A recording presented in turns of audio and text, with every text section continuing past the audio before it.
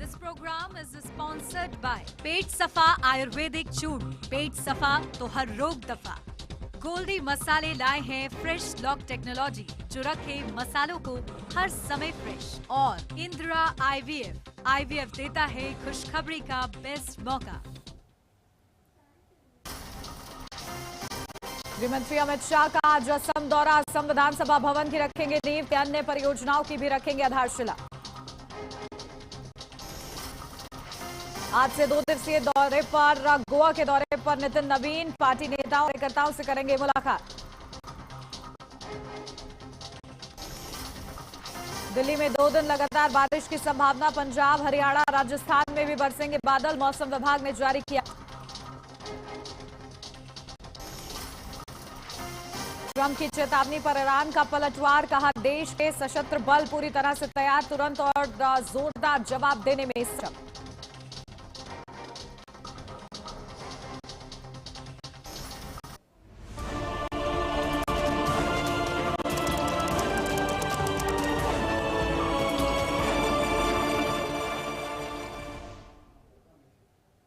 नमस्कार, आप देख रहे हैं एचएनएन न्यूज। मैं हूं आपके साथ उन्नति भटनागर। बुलेटिन की शुरुआत करेंगे महत्वपूर्ण खबर के साथ, जहां गुजरात एटीएस ने फैजान नाम के एक ऐसे आतंकी के मददगार को गिरफ्तार किया है जो जैश-ए-मोहम्मद और लश्कर-ए-तैयबा के संपर्क में था और भारत में हिंदूवादी युवाओं को मारने की साजिश रच रहा था।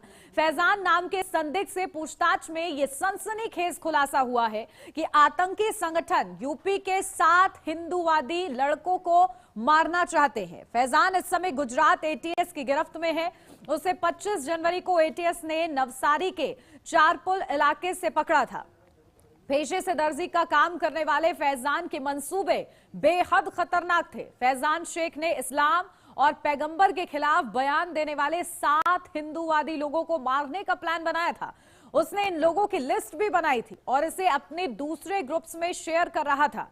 रामपुर के इस दर्जी ने अपनी साजिश को अंजाम तक पहुंचाने के लिए पिस्टल भी खरीदी थी। तो देखिए, यूपी का फैजान शेख लश्कर जैश का आतंकी, जहां लश्कर जैश का मददगार और नवसारी से गिरफ्तार। तो गिरफ्तारी बड़ी है, लेकिन पीछे जो मंसूबे हैं वो बेहद ही खतरनाक हैं, क्योंकि बताया जा रहा था कि फैजान ने एक लिस्ट बनाई थी जिसने उन लड़कों के करीब 7 लड़कों के नाम इसमें शामिल थे। वो हिंदूवादी लड़के थे और ऐसे में उनको मारने की प्लानिंग की गई थी। तो देखिए, फैजान शेख पर कई गंभीर आरोप भी हैं, जहां जैश-ए-मोहम्मद से लिंक सामने आया है, अलकायदा से कनेक्शन सामने आया है, जैश के हैंडलर से भी संपर्क, तो हत्या के लिए उकसाना, गंभीर हिंसक धमकियां, आतंकी विचारधारा का प्रचार, ये तमाम गंभीर आरोप फैजान पर लगे हुए हैं। गुजरात एटीएस ने गिरफ्त में लिया है, पूछताछ लगातार जारी है, लेकिन इन सब के बीच फैजान के मंसूबों का जिक्र हो रहा है कि आखिर क्या मंसूबे फैजान रखता था, किस तरीके से उसका कनेक्शन, ये आरोपों में कितनी सत्यता, क्योंकि परिवार लगातार इस बात से इनकार कर रहा है और ये कह रहा है कि साजिश के तहत उनके बेटे को फंसाया गया है। लेकिन आखिर क्या हकीकत है और गुजरात एटीएस ने क्योंकि गिरफ्तार किया है?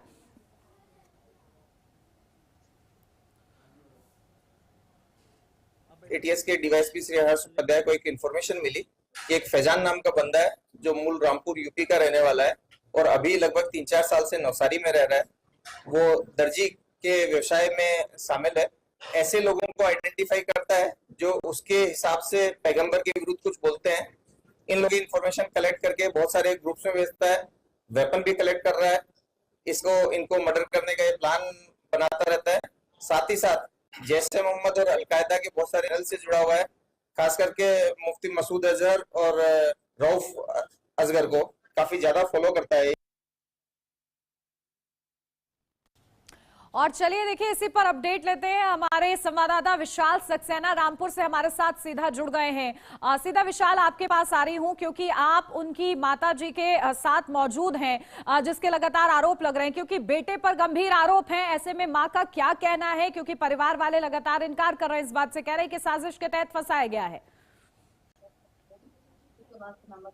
उन्होंने देखिए बिल्कुल हम रामपुर के इस वक्त नरपत नगर पे फैजान के घर पे मौजूद हैं। यहाँ पर उनके परिवार का ये कहना है कि जिस तरीके से उनके बेटे के ऊपर ये जो खुफिया एजेंसी को जानकारी देने का जो आरोप लगाया गया है वो सरासर निराधार बताया जा रहा है। हालांकि उनके माँ बापों का इस समय यह कहना है कि ये जो एटीएस की टीम जिस तरीके से उनके बेटे पे ये आरोप लगा रही है, ये कहा जा रहा है कि वो यहाँ की जो गतिविधियां थी वो पाकिस्तान को दी जा रही थी, जो जानकारी थी वो पाकिस्तान तक पहुंचाई जा रही थी। उन सारी बातों को मद्देनजर रखते हुए ये दर्शाया जा रहा है, ये कहा जा रहा है कि उनके बेटे ने ऐसा कोई काम नहीं किया है। जिस तरीके से अब यहाँ से इनका परिवार जो था, यानी कि इनके फादर जो शकील हैं, वो अभी गुजरात गए हुए हैं और गुजरात पहुंचने के बाद अब उन्होंने बेटे से क्या बातचीत की है या एटीएस की टीम से क्या बातचीत की है, हालांकि उस बारे में अभी आपको बाद में बताएंगे। लेकिन उनकी माताजी के घर पे इस वक्त हम मौजूद है, यानी कि फैजान पे, उनसे बातचीत कर लेते हैं। आप फैजान की माताजी हैं, ये बताइए आपके बेटे पे जो आरोप लगे हैं क्या क्या कहना चाहेंगे उसको लेकर? वो तो निर्दोष है मेरा बेटा, मेरे निर्दोष, मेरे बच्चा ना समझी, मैं कुछ नहीं कर सकता। वो तो बिल्कुल अनपढ़ है, बिल्कुल अनपढ़ है, उसे तो कुछ भी नहीं आता, इंग्लिश अंग्रेजी कुछ नहीं आती।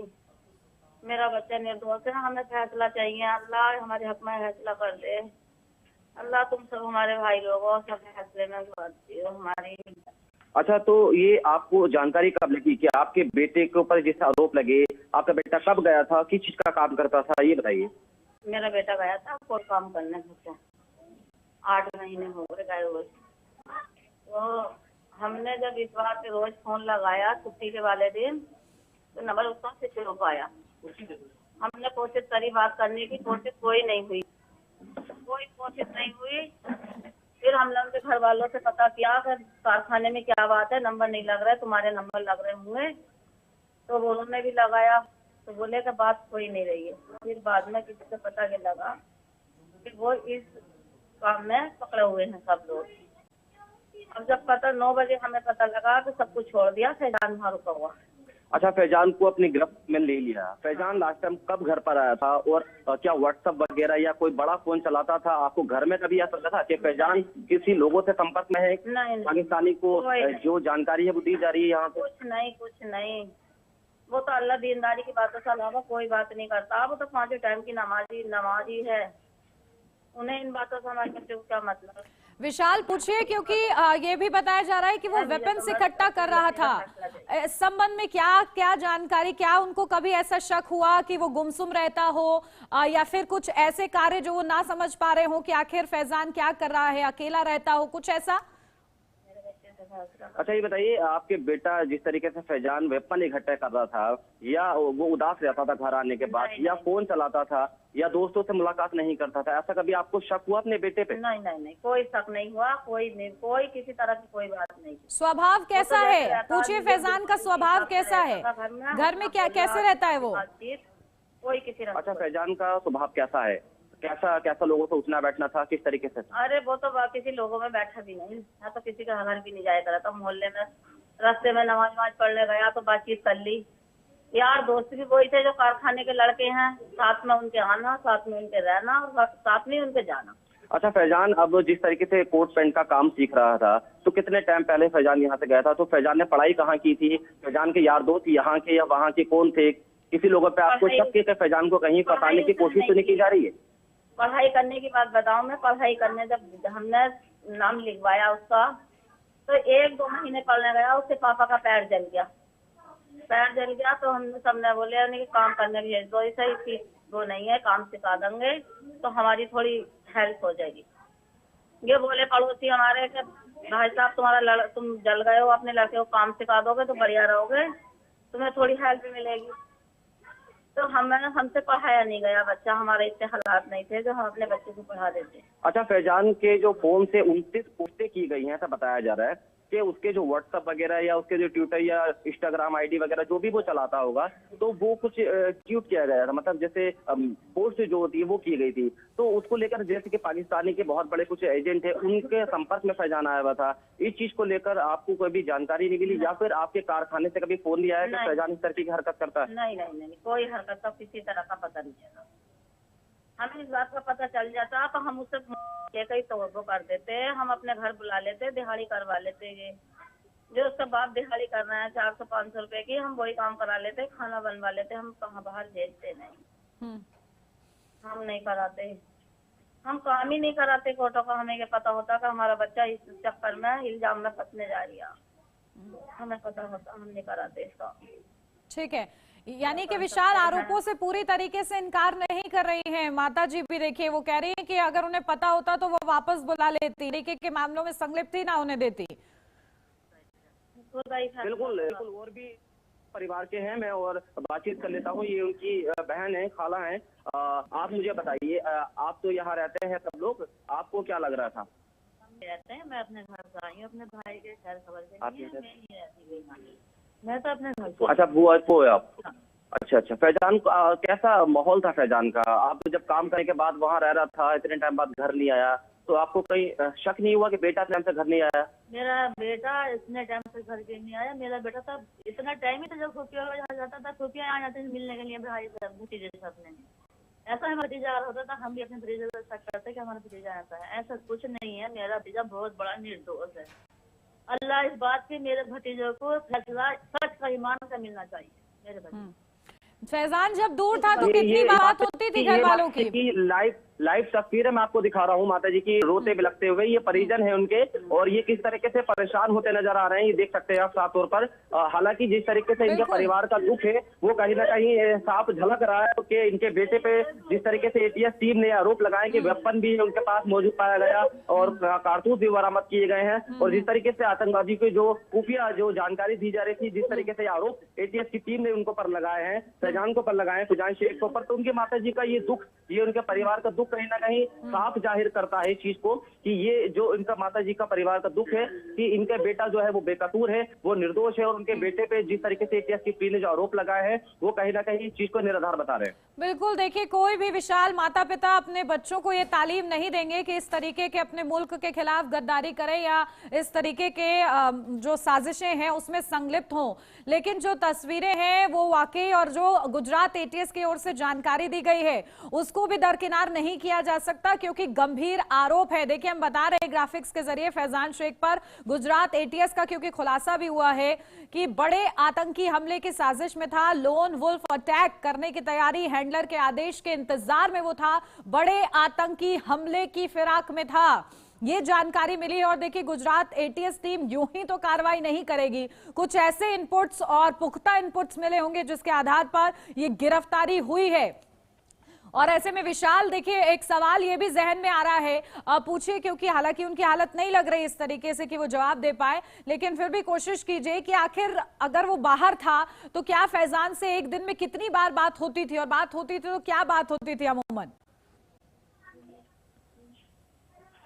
बिल्कुल, इनके माता जी के जिस तरीके से बताना है, इनके परिवार का बताना है कि फैजान से लंबे समय से बात होती रहती थी और लगातार वो टच था। तो जिस तरीके से वहाँ जो ठेकेदार है गुजरात में जो कोट पेंट का काम करता है वो इनके कहीं ना पड़ोसी बताया जा रहा है, इनके जो कहीं ना कहीं मिलने वाले बताया जा रहे हैं। तो उसके भरोसे ही यहाँ से फैजान को नाबालिग उम्र में भेजा था, और फैजान लमसम 8 सालों से वहाँ पर कोट पेंट का काम सीखता था। सारा काम सीखने के बाद फैजान ने वहीं 4 पैसे के लिए नौकरी शुरू कर दी और उसके बाद घर आना जाना जो शुरू कर दिया। तो कह सकते हैं कि इनके माता पिता ने जो ठेकेदार इस्लाम नाम के बंदे हैं वहीं पे वो गुजरात में काम करते थे, और फैजान को भी उन्होंने अपना काम कोट पेंट का सिखा दिया। जिस तरीके से फैजान अपने घर का पालन पोषण करता था और 4 पैसे जो थे अपने घर बेचता था। लेकिन ये फैजान को पर जो आरोप लगाया ये बहुत बड़ा एक आरोप है। जिस तरीके से एटीएस की टीम ने ये कहा है कि फैजान जिस तरीके से रामपुर ये जो खुफिया एजेंसी को जो जानकारी दी जाती थी, ये जो गतिविधियां जो थी वो पाकिस्तान तक पहुंचाई जाती थी, कहीं ना कहीं उसके लिंक जो है वो आतंकवादियों से भी कहीं ना कहीं संपर्क में जुड़े होने की जानकारी दी है। तो ये एक अपने आप में बहुत बड़ी बात है। यानी कि यहाँ की जो एजेंसियां थी, जिस तरीके से रामपुर की एजेंसियां थी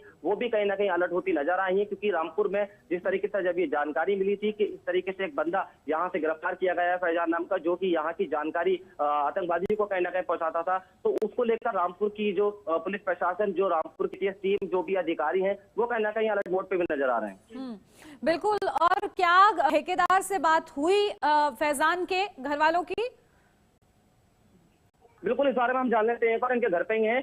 क्या आपकी अभी ठेकेदार जो इस्लाम है जहां आपने अपने बेटों को भेजा है, तो क्या एक बार आपकी बात हुई थी? अभी नहीं हुई है। नहीं हुई थी? अभी नहीं हुई है, कुछ कई रोज से नहीं हुई है बात। कितना टाइम हो गया?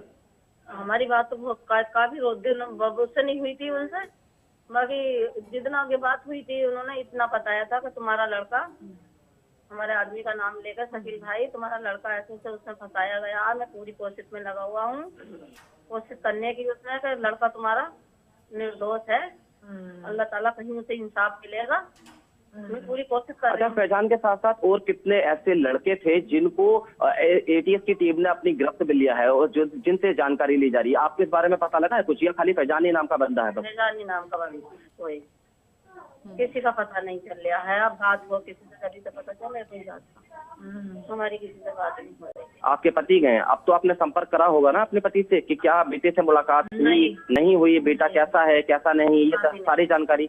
अभी कोई पता नहीं चल रहा है, घर से गए हैं, छोटा फोन है उनके पास, जब फ्लैट में से उतरे हैं तो बात हुई थी कि हम उतर गए, उसके बाद में कोई अभी कॉन्टेक्ट नहीं है। बिल्कुल, देखिए विशाल, फैजान पर कई गंभीर आरोप हैं, लेकिन उनकी क्या सत्यता, अब ये एटीएस लगातार, एटीएस की जो टीम है वो खंगाल रही है। हमारे साथ हमारे संवाददाता पुनीत मोहन भी जुड़ गए हैं, उनका भी देखिए एक बार रुख करते हैं। पुनीत, क्योंकि देखिए ये बताया जा रहा है कि फैजान एक लिस्ट तैयार कर रहा था जिसमें 7 हिंदूवादी लड़कों के नाम थे जिन्होंने कथित तौर पर पैगंबर मोहम्मद को लेकर कोई भी टिप्पणी की, और उसी की लिस्ट तैयार कर रहा था ये फैजान। क्या यूके भी लड़के इसमें शामिल थे, इस संबंध में कोई जानकारी?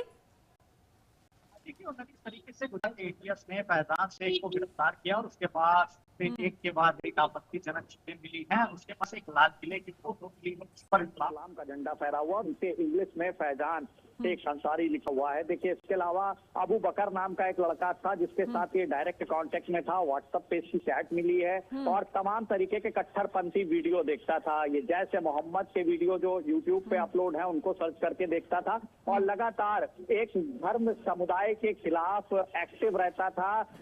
लद्दाख और जम्मू कश्मीर को भारत से अलग करने का एक व्हाट्सएप पे मैसेज चलता है, ग्रुप, ये आपस में कम्युनिकेट जो करते थे, ये कम्युनिकेशन होता था कि जम्मू कश्मीर और लद्दाख भारत का हिस्सा नहीं है, ये भी उसमें शामिल था।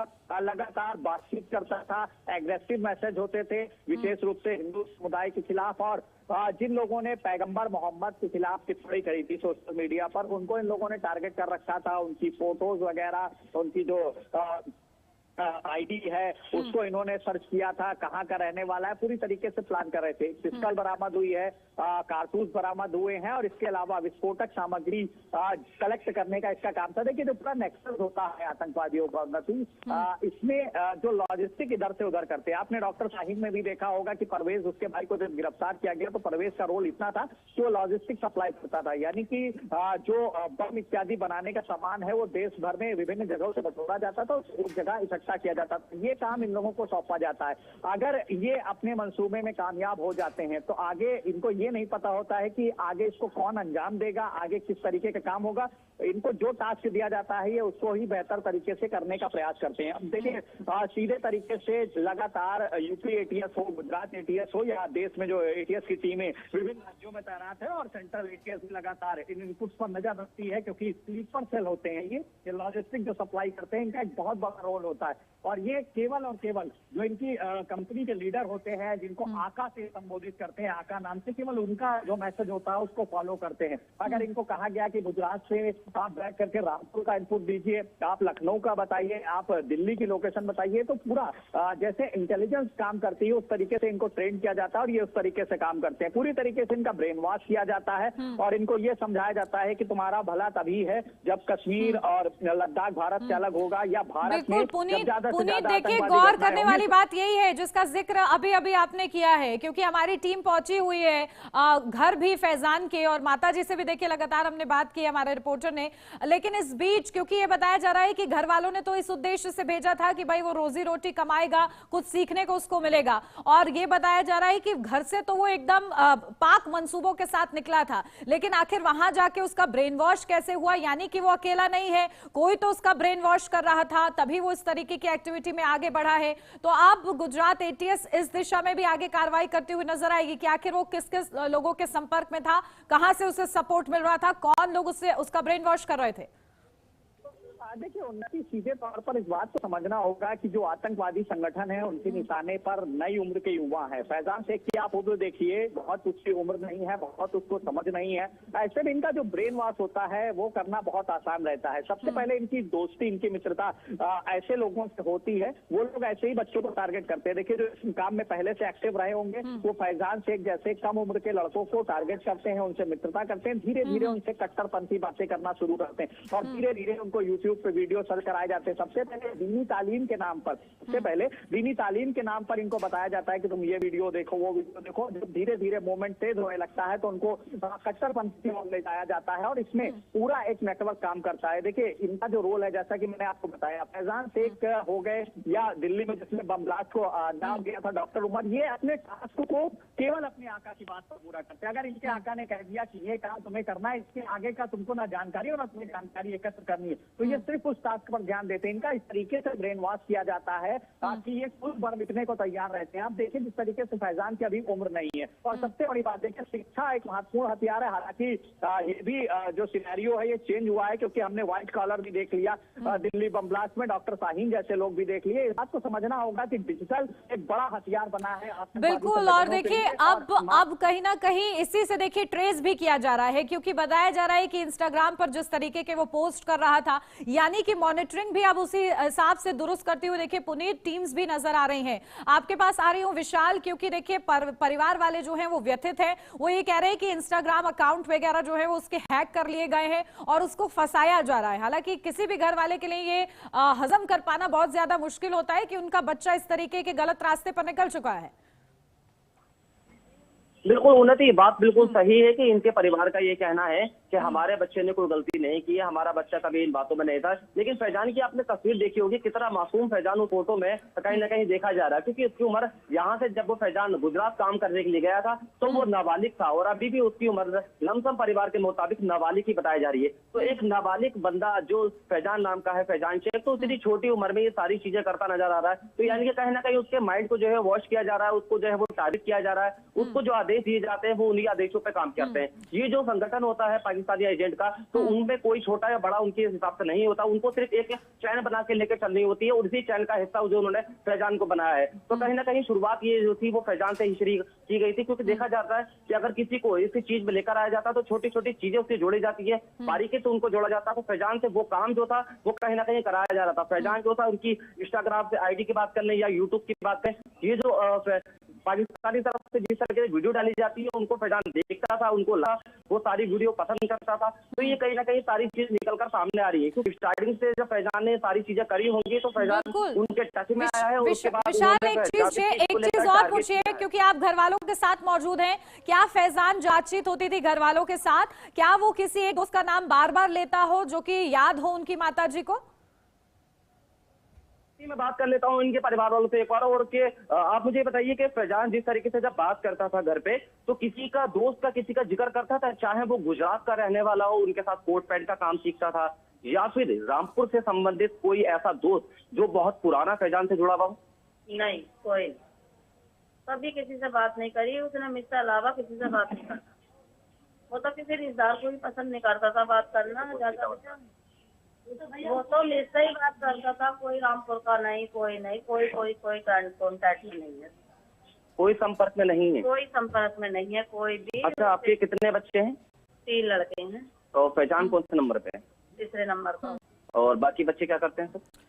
ठीक है, देखिए विशाल, जिस तरीके से माताजी बता रही हैं कि वो किसी के संपर्क में नहीं था, किसी से ज्यादा बातचीत नहीं करता था, तो आखिर इतनी कम उम्र में फैजान करता क्या था, किससे वो अपनी मन की बातें कर रहा था, ये सब अब जांच का विषय बन गया है। क्या खुलासे होते हैं ये देखना होगा। बहुत शुक्रिया आप दोनों का ही हमारे साथ जुड़ने के लिए और महत्वपूर्ण अपडेट देने के लिए। और इसी के साथ इस बुलेटिन में मेरे साथ बस इतना ही। खबरों का सिलसिला आगे भी जारी रहेगा, बने रहिए HNN न्यूज के साथ।